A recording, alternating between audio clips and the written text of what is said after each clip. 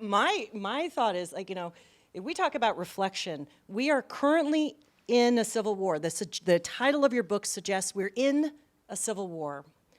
Tell us about how, in reflection, how you came to that and what it means for us today.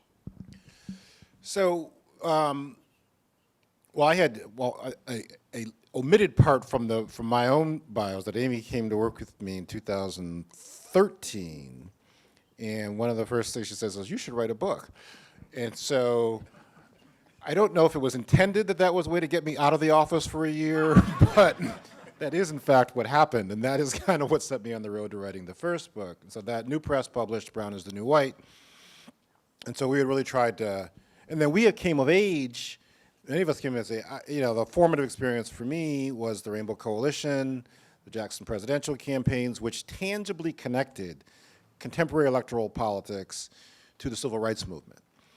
Jesse had this. He says at the Democratic convention in '88 in his convention speech, he says, "All of you think it's a national televised speech. All of you think you are seated, but we're really standing on someone's shoulders. Ladies and gentlemen, Rosa Parks, mother of the civil rights movement," brings her out to the podium of the national. So that tangible connection to the civil rights movement. So it was very clear to me, and I think a lot of us who were a part of that Obama's election was the continuation of that work, the culmination of the civil rights movement. More and more people of color within the country, more people are voting and participating, the manifestation of the small R rainbow. And so I was quite alarmed when in 2012, 2013, that there was very little appreciation for how and why Obama won, what the implications of that were. And so there's all this talk about, well, it's a once in a lifetime thing, we'll never see that again, we got to get back to moderating our politics and diluting what we stand for and chasing the white swing voter. And I was like, that's not at all the situation. So that's what led me to write Brown is the New White, to try to document and clarify, make the argument that there is in fact a new American majority of people of color and progressive whites being the majority, and that's what our politics should be. So that was Brown is the New White. And then in 2020, it was April of 2020, the publisher, New Press, contacted me and says, "Were you interested in talking about your next book?" And so we far along into the Trump years and whatnot, and I was like, well, and you could see the level of division, right? I remember when Trump was running, I was like, you can't just talk about rounding up people around the immigration. You couldn't just do that. I'm like, I guess you could actually round up people. So I was like, well, let's use the framing of the Civil War as a metaphor for trying to understand this current moment in politics. So that was April of 2020. 7, 8 months later, people carrying the Confederate flag stormed the United States Capitol trying to block the peaceful transfer of power of the man who was supported by black people, right, in terms of the election of the first, female and African-American Asian vice president. So it wasn't so theoretical anymore, right? And so there was that piece. And then as we did the research and as we really began to understand, and I learned a lot about the unbroken efforts and continuation to continue to fight to try to preserve the concept that this is a white nation and that this battle over is this a white country or is this a multiracial nation has continued from then to this day. And there's a lot I didn't even realize while I was researching the book. Most dramatically is the assassination of Lincoln, which still, it's like we still hold out, the quintessential example of presidential leadership is Abraham Lincoln. His new, book came out last year, his best-selling book. People laud Lincoln. So, Lincoln was a fine president, except for the part where he summoned someone to the White House and asked them to run the numbers on what it would cost to send black people back to Africa. But he did sign the Emancipation Proclamation. But I did not realize exactly when Lincoln was assassinated and exactly why he was assassinated. And so 5 days after the surrender at Appomattox, where the Confederates temporarily surrendered, 2 days later, Lincoln gives a speech at the White House, on the lawn of the White House, and he talks about limited black voting rights. He doesn't really, he references the indirectly, actually, talking about like Louisiana and how it would come in, et cetera. And then so John Wilkes Booth is at that speech, turns to the person next to him and says, that means N-word citizenship. That's the last speech he'll ever give. And then 3 days later, goes into the Ford Theater and shoots and assassinates the President of the United States. That's not surrendering, right? And so you go from that all the way through then the abandonment and overthrowing of Reconstruction, to Plessy versus Ferguson, handing the South back to the slave owners for literally 100 years. So when we dug into it, the metaphor and the framework around the Civil War never ended became quite present in terms of what the reality of politics is. And I do think it's clarifying in terms of the nature of the fight that we're facing. And that's what I really wanted to impress upon people. Yeah, I mean, one of the things that the book calls out is stark relief of people choosing between two philosophies. One is white supremacy, and the other is democracy. And the two, as you point out in the book, cannot coexist. Talk a little bit more about both what your understanding of that, and in reflection, kind of how we understand the moment that we're in then. And so, yeah, so I titled the introduction of the book, A Choice Between Democracy and Whiteness. And that's a phrase which Taylor Branch uttered, right, the author of the Parting the Water series on America in the King years. And so he was talking to Isabel Wilkerson, author of Caste, and she recounts this in her book Caste. And this was after a lot of the white supremacist terrorism that had occurred in 2018 in particular, that was fairly directly connected to Trump's rhetoric and his actions and his behavior. So one of the parts of this, I talk about Confederate battle plan, has been continuously applied. So part of it is silently sanctioning terrorism. And so before the midterms in 2018, Trump starts talking about the Central American caravan. And there's all these terrorists are coming in this caravan in Central America, and they're going to come to America, and we have to stop them. And then they get the Department of Homeland Security to chime in on it. So that began on Monday of that week. That's like 2 weeks before the midterms. On Friday of that week in Pittsburgh, white man takes his gun, because there had been this talk that this synagogue was helping with immigration from Central America. And he says, screw the optics, I'm going in. And so he was directly responding to this caravan hysteria and went into the Tree of Life synagogue and shot and killed multiple people in that synagogue in Pittsburgh. So it was after all of that that Branch and Isabel Wilkerson were talking, and then Taylor Branch says, what moment do you think we're in? And they're talking about looking at that, and then Branch says, I think people had said they would not stand for being a minority in their own country. He says, I guess the question is, if they were given a choice between democracy and whiteness, how many would choose whiteness? And then Wilkerson says, we let that hang in the air for a minute, neither of us willing to hazard a guess as to that one. And so that's exactly what we had on January 6th. We had, and again, this is the advantage of stepping back and thinking about how to articulate something and writing a book about it. All 50 states, Republican and Democratic governors alike, had certified the election results in 2020. And those election results showed that Joe Biden had won. That's what happens in a democracy. And so we had the choice to choose democracy. And then you had this man who was saying that this should be a white country. My Trump chapter I titled Make America White Again. And people hurling racial slurs at the black security officers at the Capitol, trying to stop democracy. And so we had that choice within this country, and many, many people chose whiteness over democracy. And that is a reflection of the present nature and the continuation of this struggle around what is this country going to be. And in essence, the Civil War, you could argue, was this question around, well, we're going to be a multiracial democracy, or is it going to be a white nation? And that struggle remains unresolved. And if we don't have the clarity that that's what we're actually fighting, then we're going to have challenges around actually moving forward and making progress. The clarity and analysis, I think, helps us to understand what's at stake and how long these issues have been plaguing us. I asked before we started, Steve, I was going to ask you about Marjorie Taylor Greene. He said, I've tried not to watch what they do. But I would like to put into context her recent call, was it 5 days ago? For red states and blue states to get a divorce. It sounds an awful lot like the Confederate cry. Now, it wasn't that she was laughed off of the stage in the kind of the public marketplace of ideas. She's still in the mix. People are reacting to it, considering it. Well, how would that work? She said, well, you know, if someone was from a blue state, and then they moved to a red state, we would just tell them not to vote for 5 years, so they didn't bring their vote.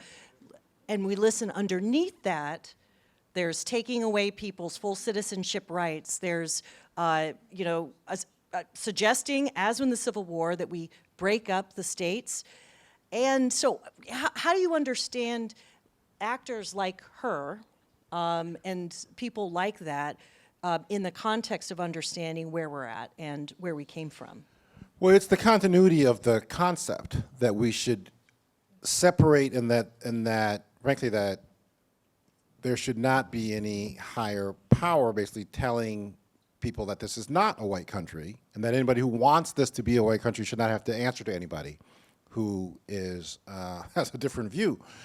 And it's interesting because we didn't begin with, people just didn't just go to war around the Civil War, right? The Civil War began when we had a presidential election, 1860, and the candidate supported by black people won, and then the losing side refused to accept the election results. That's how we get started. And so you go from there to secession. That's when that began. It's like, we're not going to accept these election results. And I was actually in Virginia a couple months ago, and we went to the library in Richmond, Virginia, which is where black people first arrived in this country in 1619.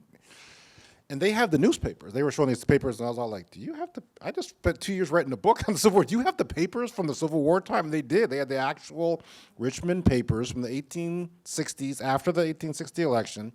And you can see it's the same tone and tenor and language about, we're going to separate. We don't want to be part of this country anymore. And that is the essence of how the Civil War happened, is that the succession started. It didn't start as a violent effort.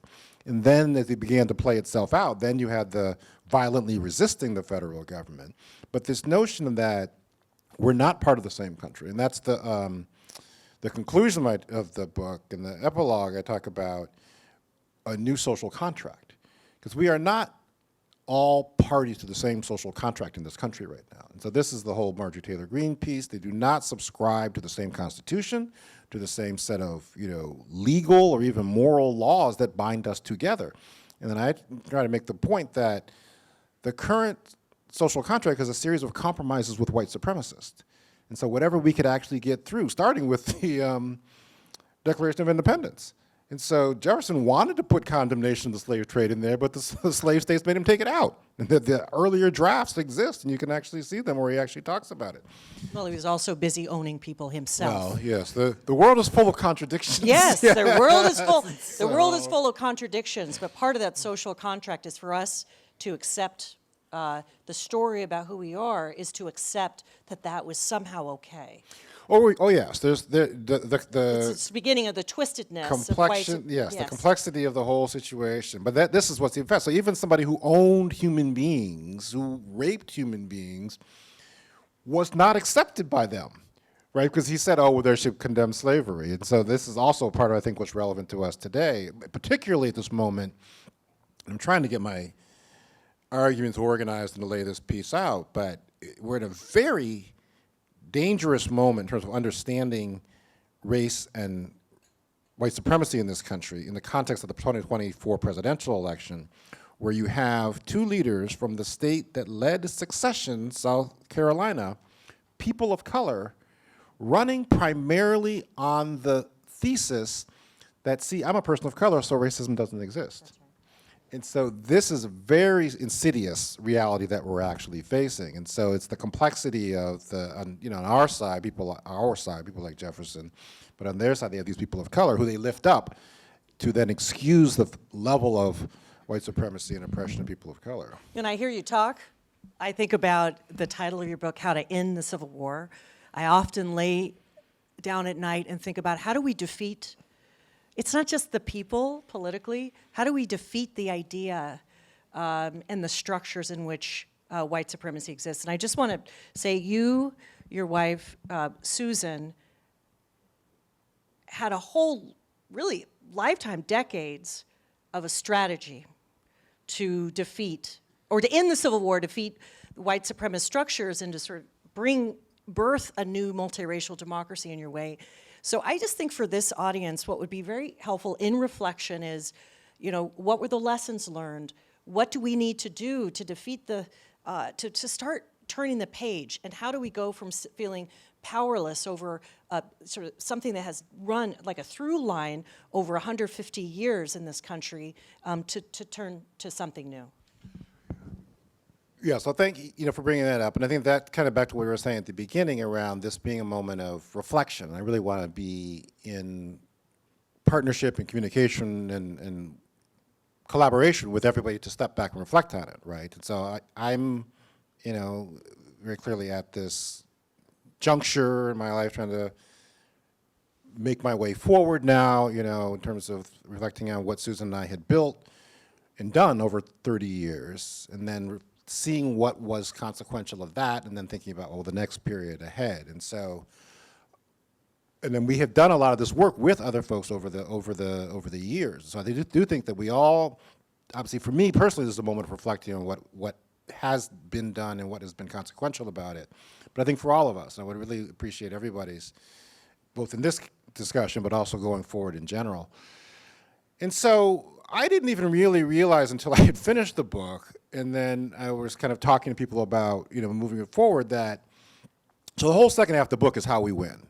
And it's these case studies. Like somebody, actually, Andrea Guerrero from San Diego had said, what am I most excited about? And I paused and I was like, our entire lives, we've always been told as people of color, well, yes, that people of color stuff is important, but we have to win. And so that all has to take a back seat. And then I was like, wait a minute. We won in Georgia. We won in Virginia. We've won in Arizona. We've won in Harris County, Texas. We won in San Diego. We're winning. Don't tell us we have to win. This is how you actually win. So there was that. And then it was only on reflecting back after I had finished, I was like, this really also represents the manifestation of the philanthropic and investment strategy that Susan and I unfolded, right? So we were the first national donors to support Stacey Abrams in 2012. And then you went down there, right? And you have the mosquito-infested event, actually, at one point in time as well. And so Stacey called me in 2021 after the new Congress had passed the COVID bill, multi-trillion-dollar COVID bill, and I was like, so you took that first $20,000 we gave you and you've turned it into $2 trillion to the American people? She says, I'd like to provide return on investment, right? But that's a manifestation, and I think there's nothing I feel more proud of and satisfied by and inspired by is of that work and that investment. Because believe me, it was not a crowded bandwagon in 2012. That wasn't what people thought you should be doing. There were people who were trying to defund the early work. So Stacey came to us in 2014 when she was starting New Georgia Project. She said, there's almost 2 million eligible non-voting, 2 million unregistered people of color in Georgia. I'm going to go register them to vote. And steadily did that with very little support over the years, but it's that work that led to the results in 2020, where you have the literal successor to Martin Luther King Jr. elected to the United States Senate that then flips control of the whole United States Senate and then transforms the entire public policy priorities. But it took finding, backing, believing in, sticking with a leader.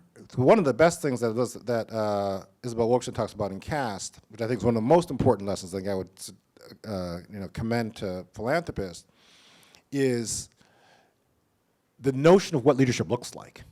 And so she talks about how, she says, we are all actors on a stage that was set long before we arrived. And so we know who has what roles, who plays center stage, who's the sidekick on the side, who's back in the shadows. So we've had 46 presidents in this country, all of them men, 45 of them white men. The role of president in this country is reserved for fairly tall, thin white man. So then for somebody who looks like Stacey Abrams to come around and say, I should be running this state, I should potentially be seen as a leader for the presidency, is a very dissonant proposition across the board. So it's both dissonant for people in power, but that's, I think, part of the depth of the passion, of the enthusiasm for her, because everybody who's not that model is inspired by and resonates with her. But people who control the money and the resources and the validation don't see that kind of a person as a leader. Right. And so I think that what philanthropists can do is find and back those types of leaders early, and then the results can be. And then similarly, just quickly, in Andrea Guerrero in San Diego. Parents, his father was a Mexican immigrant. It was in San Diego, not seen as the model of the entrepreneur. This was the other thing I realized doing the research around it's certainly here in the Bay Area, we have a picture of what an entrepreneur looks like. It doesn't look like a woman of color trying to build a civic engagement organization. But all of these organizations that I feature in the book were built from scratch, mainly by women of color, into multi-million-dollar electoral powerhouses that have flipped either a region or a state. That's right. Yeah. If that's not an entrepreneur, I don't know what is. But they require investors and philanthropists to back them early, and stick with them.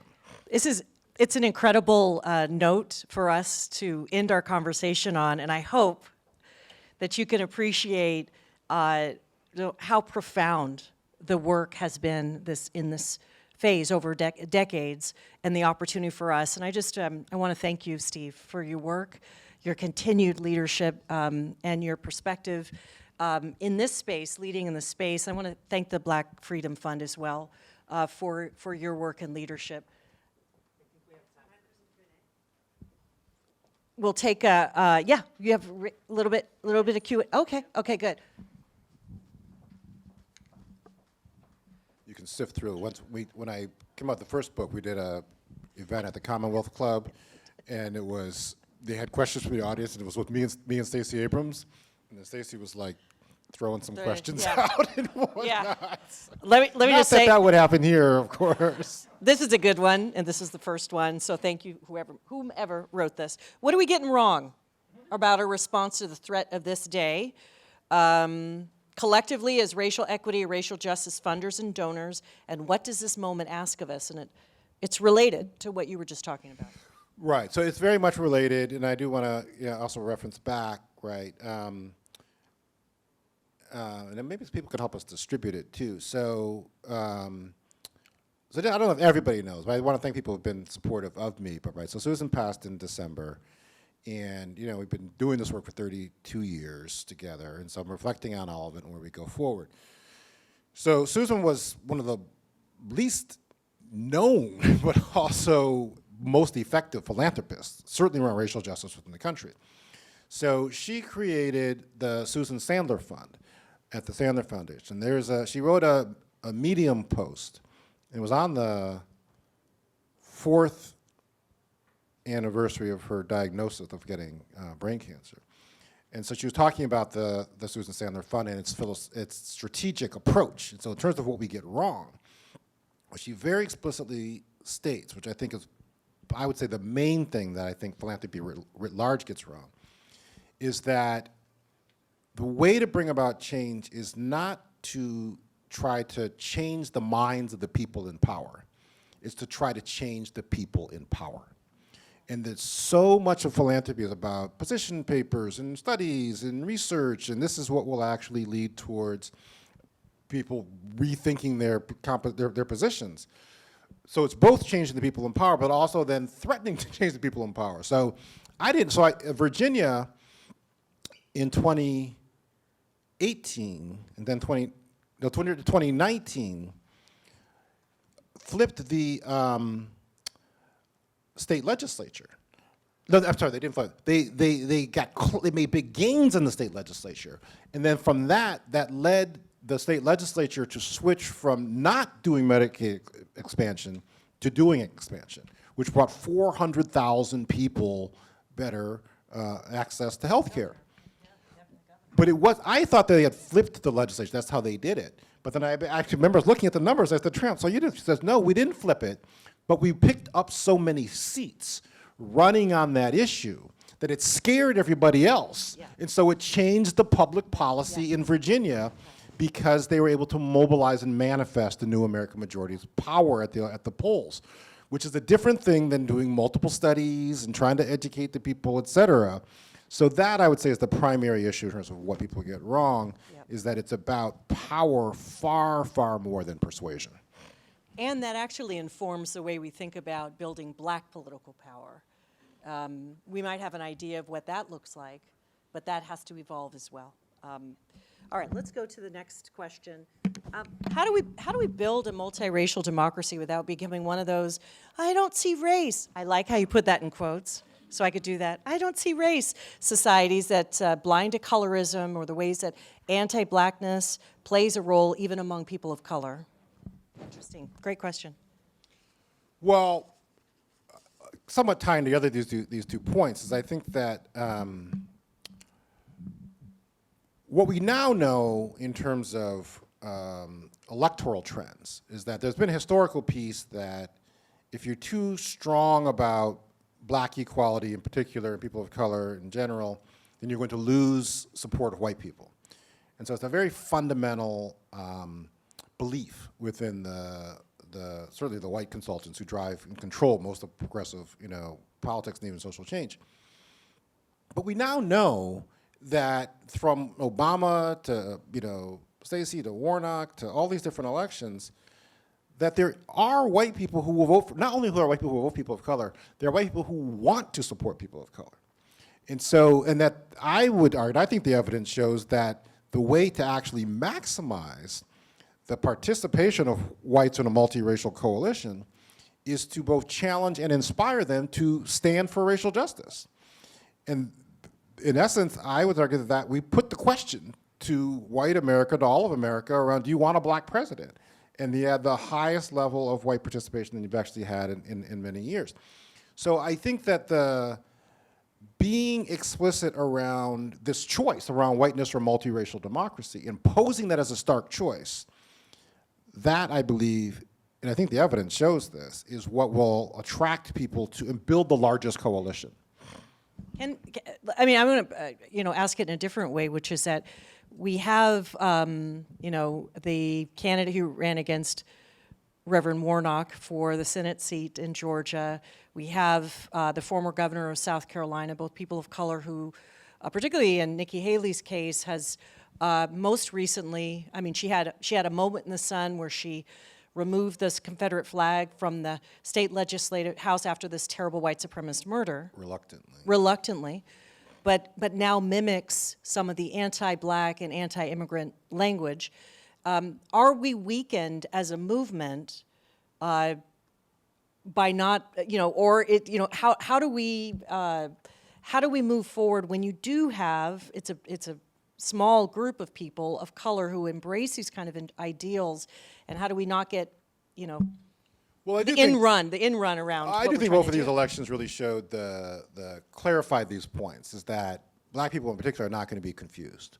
And so Warnock got almost all the black votes. And so you had whatever 10%. Obama only got 94% of the white, but I was always like, I want to meet those 6% who did not want there to be a black president. So we've never had 100%. And so black people were not confused. The danger is that there's of both Walker and Nikki Haley is that they validate a system that oppresses people of color. And so this is the larger challenge. And so people ask me about the, Stacey Abrams' race, and I was like, before you can even talk about why Stacey didn't win the second time, you have to ask yourself two questions. First, why has there never been a black woman governor? Now, is that a function that we haven't had black women good enough to actually be, if you've met some of these other governors, then you would actually see that that's an absurd proposition. And then second, how does somebody as epically unqualified and scandal-ridden as Herschel Walker do as well as he did? And so what does that say about the electorate within which Stacey Abrams was winning, or was running, right? So again, I don't think it's a question of that's confusing to us, but it's a way of alleviating some of the guilt of whites around defending a system that perpetuates white nationalism. So we'll see, we've got this person over here. But it's gonna be very important to educate the public around not just the figure at the top, but what are the conditions of the people throughout the society. I appreciate that. And, we're at time, so I'll just ask really a closing question. Just thank you all for your, questions. But, given the political tensions, the question goes on to ask, how is the Black Freedom Fund and Aimee, Steve, thinking about political investments right now as appropriate? C3, C4, PAC. I think it's about recommending what that needs to look like in your estimation. I think the single most significant takeaway I have from reflecting on all the work I did in writing the book and analyzing it, the philanthropy and just general social change work that, I've done this past 30 years, that Susan and I did together. And I think, frankly, the most high leverage and economical is to find and back the right people. And so the Stacey Abrams example, the Andrea Guerrero example, the Aimee Allison example of we worked together and we had this idea of the She the People concept. It needs to be a voice of women of color. And so trying to be supportive of that getting out there, which has become now a national voice and a national force. Maurice Mitchell at Working Families Party is taking that to be a national force. It's extremely sophisticated in terms of its influence and impact. Our friend Ben Jellison went to the NAACP, transformed the organization, made it a force in the multiracial movement for social change. But it was the individuals who had those talents, but who were backed and who were supported.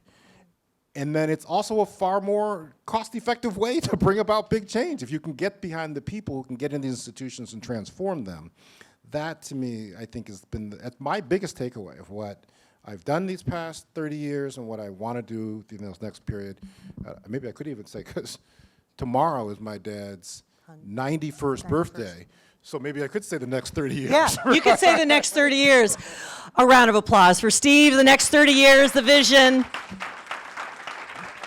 Thank you.